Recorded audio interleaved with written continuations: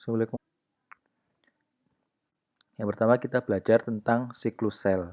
Jadi di siklus sel itu secara umum ada dua tahap, yakni interfase dan mitosis ya. 90% seluruh siklus itu ada di interfase. Jadi interfase ini membutuhkan waktu lebih lama. Ini juga disebut dengan tahap pertumbuhan ya, di mana sel tumbuh dan meningkatkan jumlah dan ukuran untuk pembelahan. Ya, di sini cuma ada tahap pertumbuhan. Pertumbuhan itu selnya dari kecil menjadi besar. Kemudian organel di dalam sel itu mulai bereplikasi, gitu ya. Tapi belum eh, terjadi pembelahan satu sel menjadi dua sel. Kalau pembelahan dari satu sel menjadi dua sel disebut dengan tahap pembelahan. Yang ini 10%-nya dari tahap siklus sel. Ya, mitosis atau meiosis. Kalau di mitosis kita menyingkatnya PAKMAT ya. Profase, metafase, anafase, dan telofase. Ya, yang namanya siklus itu dia akan bergerak terus-menerus ya dalam bentuk lingkaran ya. Yang warna ungu ini tahap interfase, sedangkan yang warna merah ini mitosis ya. Bisa disingkat dari G1, S, G2 sama M. M itu singkatan dari mitosis, G itu gap, fase gap pertama, kemudian S itu fase sintesis, S-nya, kemudian G2 itu fase gap 2. Kita bahas dulu yang fase G1. Di fase G1 ini sel aktif melakukan metabolisme. Kemudian organel mulai berduplikasi dari satu menjadi dua, ribosom dari satu menjadi dua, sentrosom dari satu menjadi dua. Itu namanya berduplikasi. Dan komponen di dalam sitosol itu dia mulai berduplikasi juga. Makanya di tahap interfase disebutkan tadi selnya mulai membesar dari kecil menjadi besar karena organel-organelnya juga mulai berduplikasi sehingga bentuknya menjadi makin besar. Kemudian sentrosom mulai bereplikasi. Ini berjalan selama paling lama tahapnya untuk siklus sel itu 8 sampai 10 jam. Kemudian di beberapa sel itu ada yang tidak melakukan diferensiasi, tidak melakukan pembelahan, itu dia masuk ke fase G0 ya, resting cell. Kemudian setelah fase G1, G1 ini fase untuk mempersiapkan tahap selanjutnya yaitu tahap sintesis sel. Di sini DNA mulai bereplikasi, dari DNA bereplikasi jadi satu menjadi dua. Interfase ini, fase S, membutuhkan waktu 6 sampai 8 jam. Kemudian masuk ke fase G2. Fase G2 cukup cepat 4 sampai 6 jam. Di sini sel mulai tumbuh. Kemudian enzim, protein melakukan sintesis dan sentrosom juga mulai beroplikasi. Fase G2 ini fase untuk persiapan ke fase M.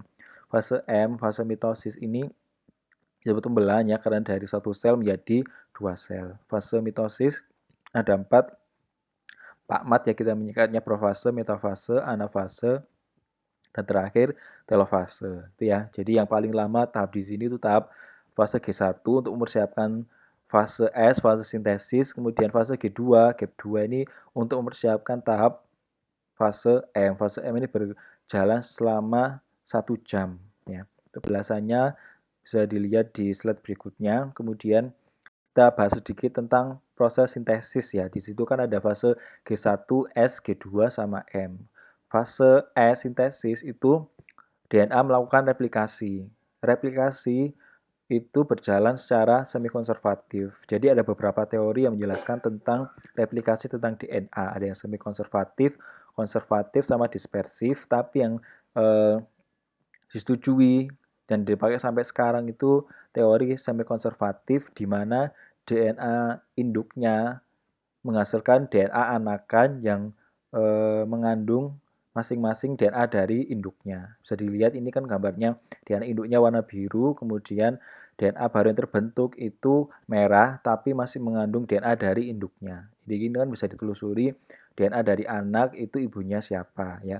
Kemudian kalau di sini konservatif itu menjelaskan bahwa DNA baru terbentuk itu ada yang sama persis sama induknya dan tidak sama persis sama induknya warna merah ini. Jadi kan ini masih tanda tanya anaknya siapa.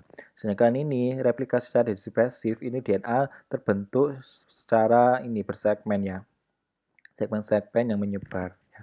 Jadi dapat dikatakan bahwa proses replikasi berjalan secara semi-konservatif di mana DNA baru yang terbentuk mengandung DNA dari induknya ya ini. Secara semi-konservatif ini DNA baru yang proses replikasinya ya. Proses replikasi membutuhkan berbagai macam enzim. Di sini ada DNA.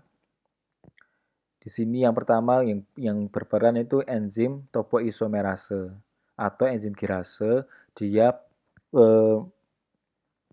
melakukan pengendoran DNA. Jadi DNA itu kan ini helix ya. Kemudian supaya dia dapat bereplikasi, kita kendorkan dulu DNA-nya pakai enzim topoisomerase atau kirase. Kemudian setelah dikendorkan, dipotonglah ikatan hidrogen antar rantai pada DNA pakai enzim namanya helikase. Kemudian setelah dikendorkan, kemudian dipotong ikatan hidrogen pada DNA, distabilkan supaya DNA ini tidak melekat pakai single stranded binding protein. Kemudian DNA kan untai ganda. Di sini 5-3 ini bisa langsung dipanjangkan oleh DNA polimerase 3. Ini namanya leading strand. Continuous ya, langsung bisa dipanjangkan. Karena DNA polimerase 3 itu hanya bisa berjalan dari untai 5 ke 3. Sedangkan ini untai 3 ke 5 DNA polimerase itu tidak bisa berjalan. Oleh karena itu dia butuh awalan sintesis pakai RNA primer. RNA primer untuk mengawali sintesis sampai diperoleh untai 5, kemudian baru dilanjutkan oleh DNA polimerase 3. Sampai sini dia akan disintesis secara terpisah ya. RNA polimase, kemudian DNA polimerase 3, kemudian kalau dia nemu lagi untai 3 akan disintesis oleh RNA polimase lagi. Sehingga nanti akan terbentuk fragmen-fragmen yang tidak terisi namanya Okazaki fragment.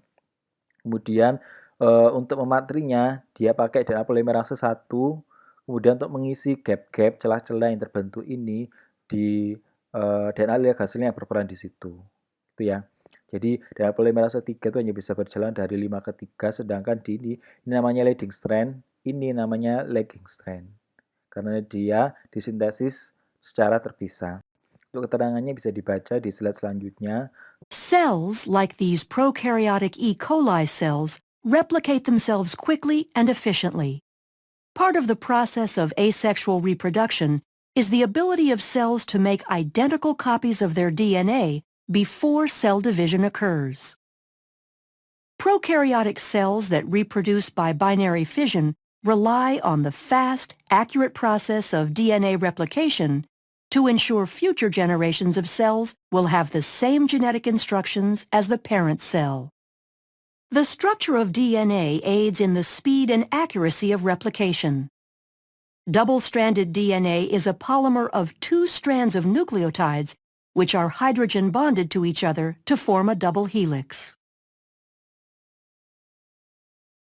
Nucleotides are molecules that consist of a deoxyribose sugar, a phosphate, and one of 4 nitrogenous bases. The phosphodiester backbones consist of alternating sugar and phosphate groups. The nitrogenous bases include cytosine, thymine, adenine, and guanine. Cytosine forms 3 hydrogen bonds with guanine, and thymine forms 2 hydrogen bonds with adenine. This is referred to as complementary base pairing. The double helix will have one strand oriented in a 5' to 3' direction relative to the hydroxyl group of the deoxyribose sugar, and the other strand oriented in a 3' to 5' direction. This shows the anti-parallel nature of the DNA strands. The complementary base pairing in the structure of DNA allows replication to be executed in a semi-conservative manner. Each strand of the DNA molecule is used as a template in the creation of a new double strand. Replication begins with double-stranded DNA being separated, and each original strand, called a parent strand, is used as a template for the complementary base pairing of nucleotides to make 2 new molecules. DNA replication occurs in the 5' to 3' direction, adding new nucleotides to the 3' end of the newly forming strand. DNA replication will begin at a specific area of the molecule called the origin of replication. The origin of replication denotes the area of active replication called the replication fork. In order to understand how complex eukaryotic organisms replicate DNA, scientists first studied replication in prokaryotic models like E. coli. A number of enzymes are needed for replication to proceed once the replication fork is established. Helicase separates the strands of the double helix, and single-stranded binding proteins stabilize the newly single-stranded regions. DNA gyrase is used to make sure the double-stranded areas outside of the replication fork do not supercoil. Once the replication fork is stable, DNA polymerase catalyzes the addition of new nucleotides to the growing daughter strand. Other proteins, such as beta clamps and the clamp loader, help hold the DNA polymerase in place on the DNA.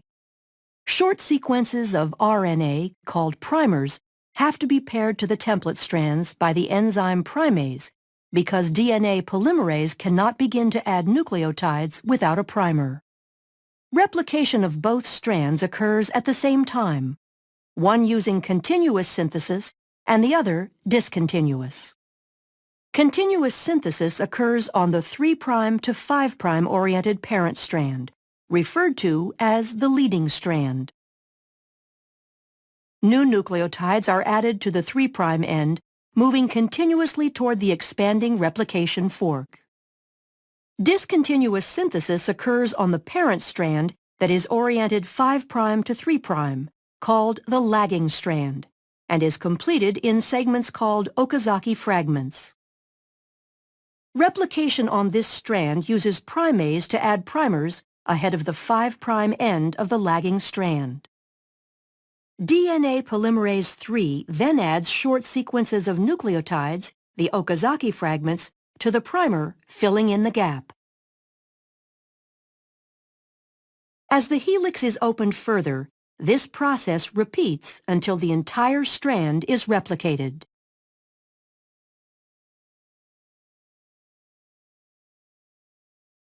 DNA polymerase I replaces the RNA primers with DNA nucleotides, and DNA ligase is used to ensure bonding between the fragments and the replaced nucleotides.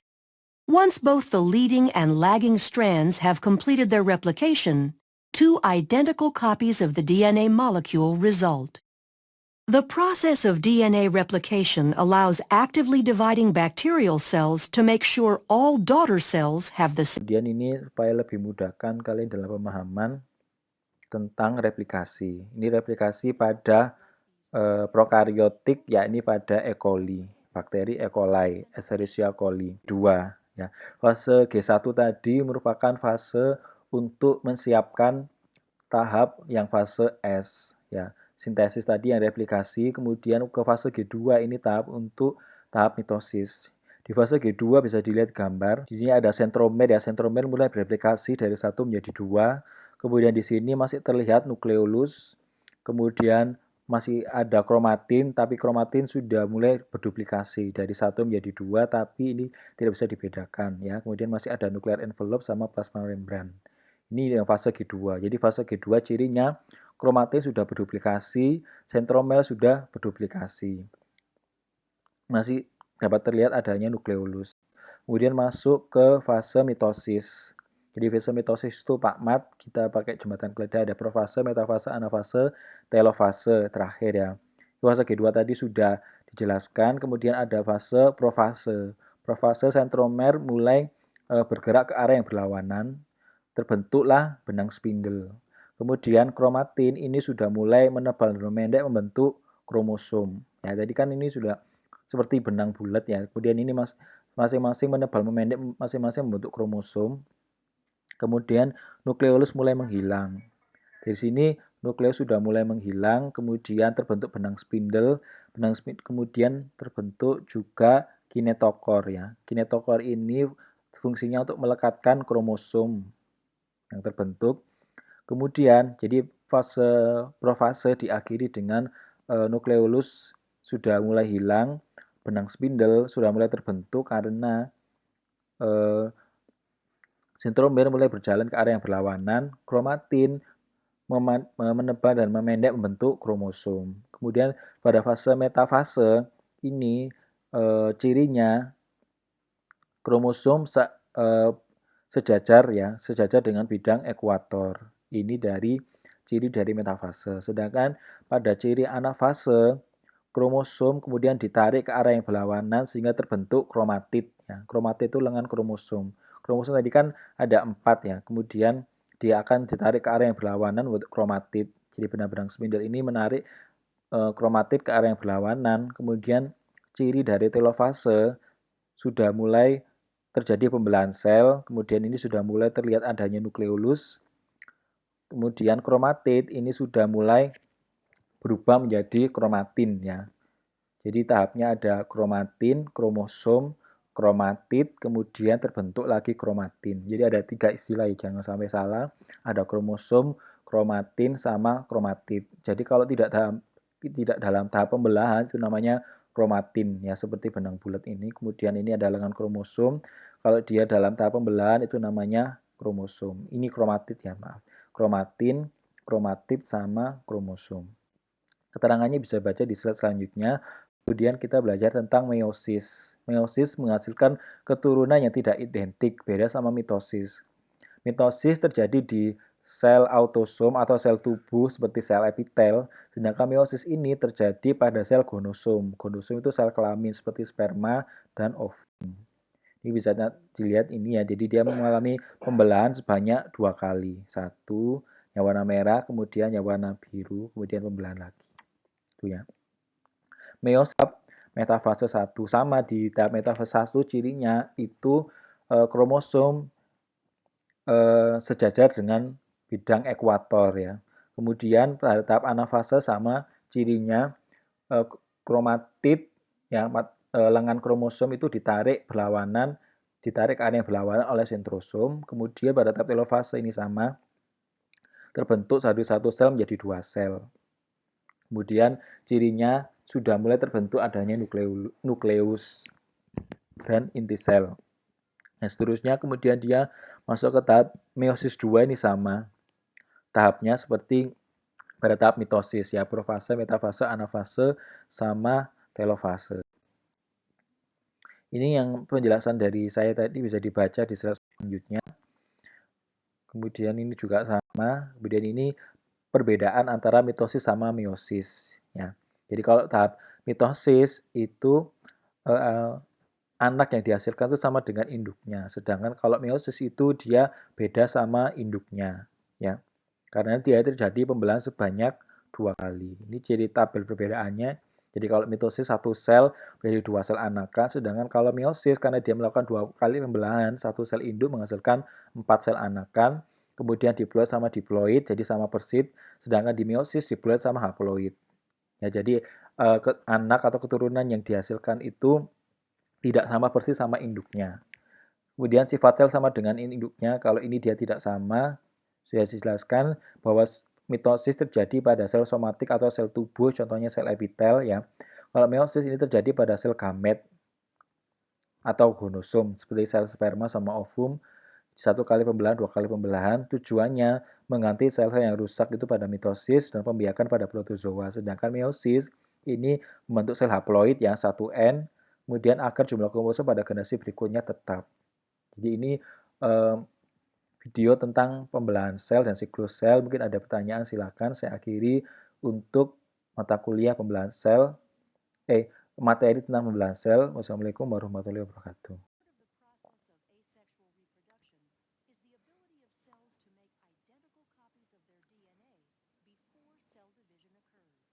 Prinsipnya sama antara prokariot sama eukariot dalam melakukan replikasi.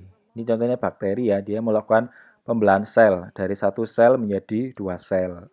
Sebelumnya dia harus melakukan replikasi DNA dulu, isinya dulu digandakan, baru kemudian selnya dibelah dari 1 menjadi 2. Ini DNA double helix ya. Kemudian kalau kita pisah, jadi dia ada 2 rantai, 1 rantai sama rantai berikutnya. Namanya double helix. Kemudian kalau kita luruskan, ini ada namanya nukleotida. Jadi DNA itu makromolekul, penyusunnya itu nukleotida. Nukleotida itu terdiri dari 3 komponen, deoksiribosa gula, kemudian gugus fosfat sama basa nitrogen. Ya. Jadi kumpulan dari nukleotida akan membentuk suatu DNA. Kemudian basa nitrogen itu ada 2, purin sama pirimidin. Purin akhirannya nin yang ada 2 benzen, adenin sama guanin, sedangkan pada pirimidin itu akhirannya in, timin sama sitosin. Ya. Kemudian ini namanya ikatan hidrogen. Timin sama adenin mengikat ikatan hidrogen 2, sedangkan sitosin sama guanin ikatan hidrogennya ada 3. Kemudian ini ada 5 untai 5P karena ujungnya P. Ini 3OH, sedangkan di sini 3OH 5P harus silang ya. Ini ikatannya komplementer di mana timin selalu berikatan sama adenin, sedangkan sitosin selalu berikatan sama guanin. Kemudian ini proses pada replikasi DNA. Kemudian DNA kan terpisah ya.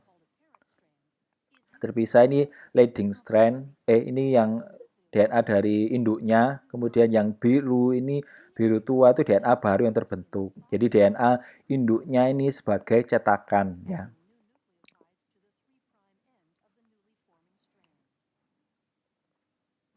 Kemudian ini proses replikasinya di spesifik area di molekul namanya origin of replication. Jadi DNA panjang yang hanya direplikasi itu yang berupa gen. Jadi sebagian kecil saja. Ini bisa disebut dengan replikasi garpu, karbonnya seperti garpu.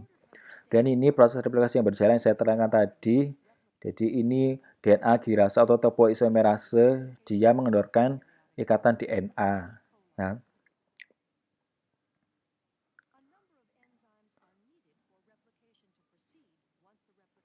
kemudian ini girase, topoisomerase atau girase, ini helikase tadi yang memotong ikatan hidrogen. Ya, kemudian single cell binding protein itu menstabilkan ikatan DNA yang sudah memisah. Ya, girase atau topoisomerase mengendorkan, kemudian dipotong oleh ikatan hidrogennya dipotong oleh enzim helikase. Kemudian setelah DNA yang memisah ini distabilkan oleh single chain binding protein. DNA polimerase ini berfungsi untuk memanjangkan DNA baru yang terbentuk ya. DNA polimerase 3 sekali lagi dia hanya bisa berjalan dari strand 5 ke 3. Karena dia proses 3 ke 5, dia harus butuh bantuan RNA primers. Karena DNA polimerase 3 itu hanya bisa berjalan dari 5 ke 3. Jadi dia harus membentuk untai 5 supaya bisa dipanjangkan oleh DNA polimerase 3. Jadi seperti itu. Diteruskan, kemudian sampai ketemu tadi dia akan butuh bantuan RNA primase. Ini namanya leading strand atau karena ini langsung dipanjangkan ya oleh DNA polimerase 3. Ini DNA baru terbentuk warnanya biru muda. Cetakannya DNA yang birunya tua. Ini ya. Ini discontinue, jadi dia disintesis secara terpisah RNA primase, kemudian DNA polimerase 3 butuh DNA primase polimerase 3. Ini akan terbentuk Okazaki fragment. Jadi akan terbentuk celah. Oleh karena itu dia harus digabungkan ya, dia butuh DNA polimerase 1, kemudian DNA ligase mematri yang celah-celah yang tadi tersisa.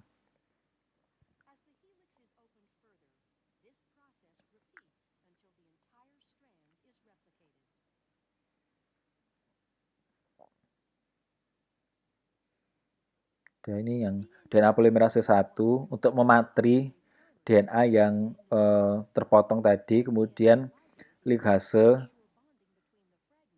mengisi gap-gap yang tersisa tadi.